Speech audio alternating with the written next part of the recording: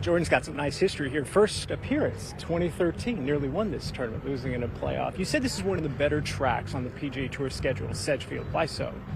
Well, it's an old classic golf course that you have to think your way around. It's got dog legs both ways. You got to hit it low, you got to hit it high.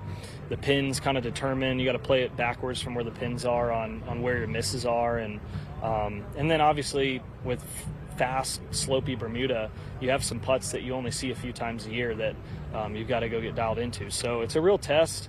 Hitting fairways is important. Approach play is important. Chipping's about as hard as it gets with this grainy Bermuda, and then the greens are tough. So it's not particularly long, but you don't hit driver, all the time around the place. So it's a good test. You see some low scores, and that's guys that are attacking with no wind from shorter clubs. So it's worth playing pretty aggressive, but you still gotta roll in a lot of putts out here, and it's one that as the wind blows, that course starts to show a lot of teeth. You're well inside the number 50th in the FedEx Cup standings. Why play this week and not rest up for the playoffs? Well, 50 is a big number, plus 30 is a big number. And I've been off 5 out of 6 weeks, which I played a ton before that. But 5 out of 6 weeks, you lose a lot of ground. And especially when you're playing well, you want to be playing. So there was never a doubt. Within the last few weeks, pending a huge run at the Open, I was always going to be playing here, and then obviously being at the 50 numbers, not really a place I want to be, and so if I can improve on that this week, and then it sparks a nice run. Now you get to Eastlake and everyone starts from zero, so there's real opportunity coming up. Not only the FedEx Cup playoffs, but an opportunity for players like yourself, especially those who have experience, to make a Ryder Cup run for the U.S. team. How much is that motivating you over the next few weeks? I think that's something that's a perk of accomplishing the other goals that I'm trying to over the next few weeks. If I'm able to get on a good run and contend and have a few high finishes, maybe get a win or so, I make a good case. But I'm on the outside looking in, and it was going to be a tall task off of my season hurt last year and starting late this year. It was just going to be a lot to ask with, majors being a huge part of my opportunities to make the team, just the majors this year. So having said that, experience does help, and I've got, maybe some guys in my corner if I start to show that good things are coming. But, you got some guys that were the outside looking in that have already, worked their way in the top 12 that make the American side look really strong and really difficult to make this late in the season. So,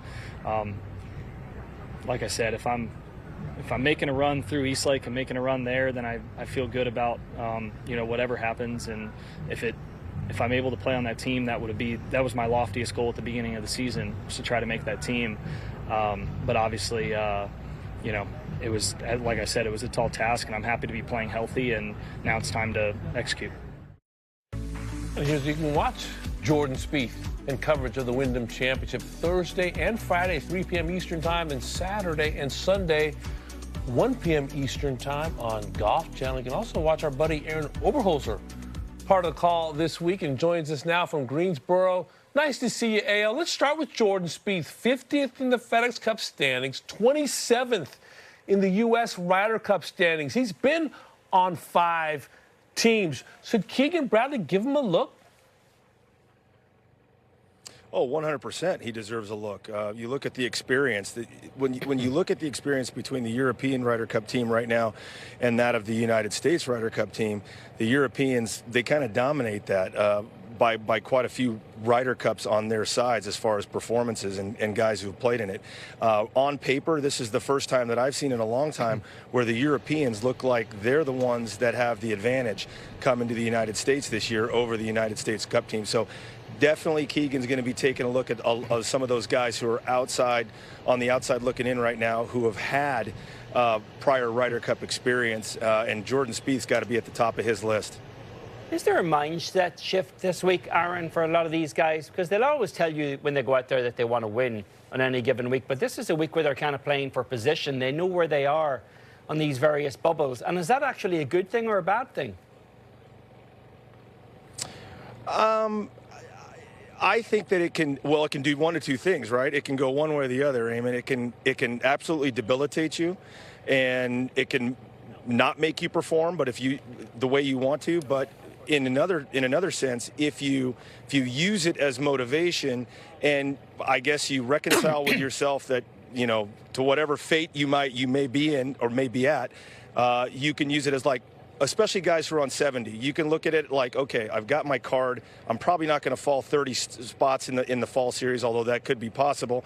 I'm probably not going to do that if I play the fall series. I've got my card for next year, which is top 100. If I get to the playoffs, it's gravy. If you take that sort of mindset, maybe that frees you up a little bit.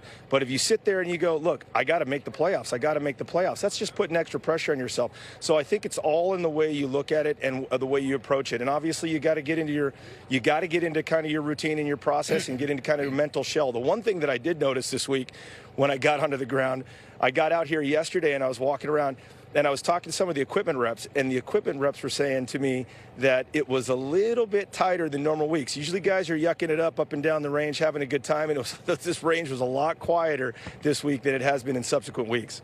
Aaron, so many bubbles, so many storylines. One storyline is Ben Griffin and Andrew Novak playing the first couple of days with the U.S.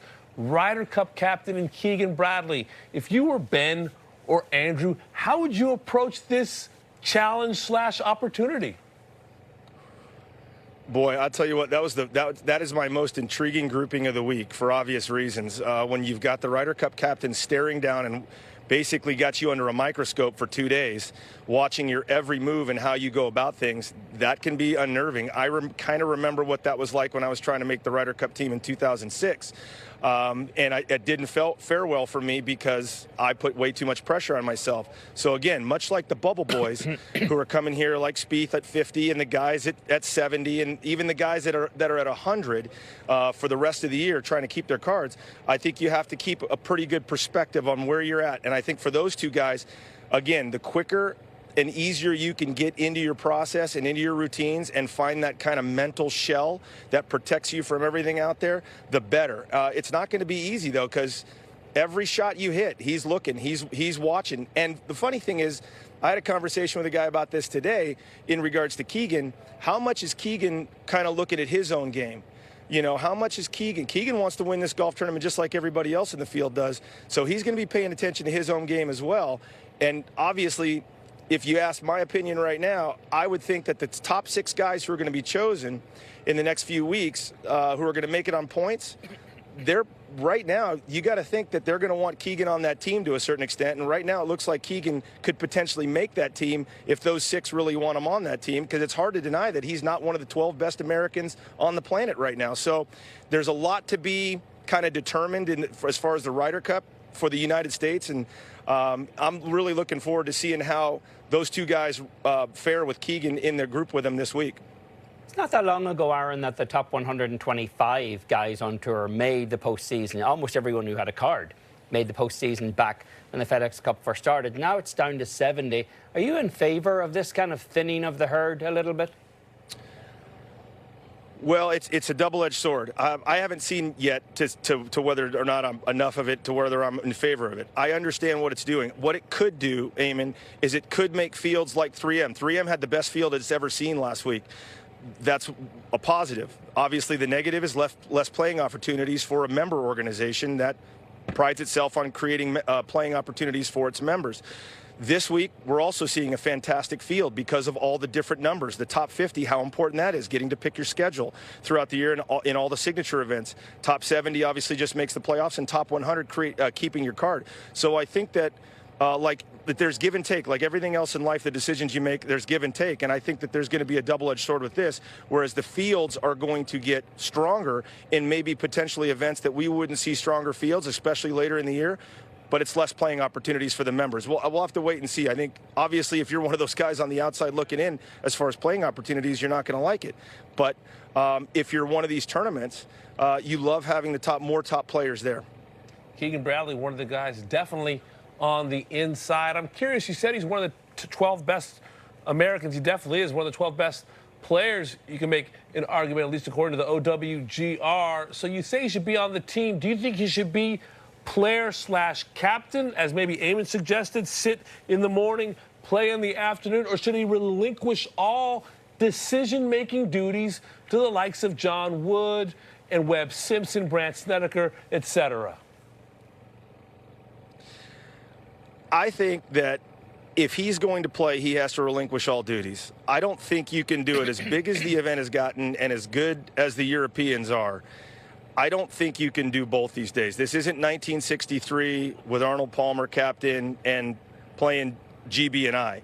This is the entire European continent, and these guys are phenomenal. And the event's gotten to such a stage and there's such a growth that you're going to have to, I think he's going to have to relinquish it just for basically allowing other people to do the jobs that he's not going to be able to do because he's going to have to focus on playing.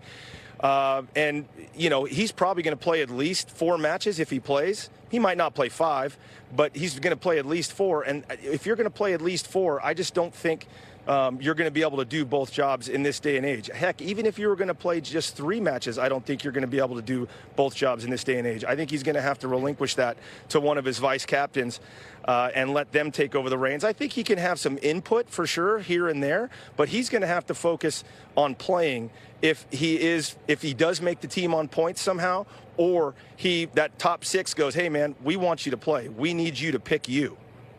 Well, as a European, I'm delighted to see these Americans actually sowing discord on their own team here and calling for their captain to step aside. Aaron, if a guy doesn't make the playoffs this week, there's a long stretch of time off. How do they remain competitively sharp?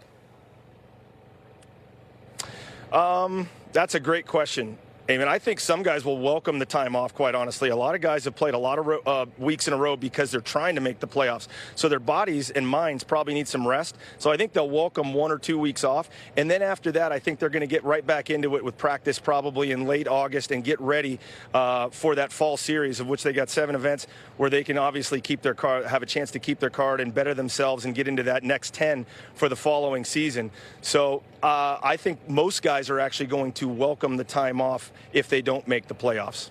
Some guys take days off. AO, no days off. We appreciate the enlightenment, buddy. Thanks so much.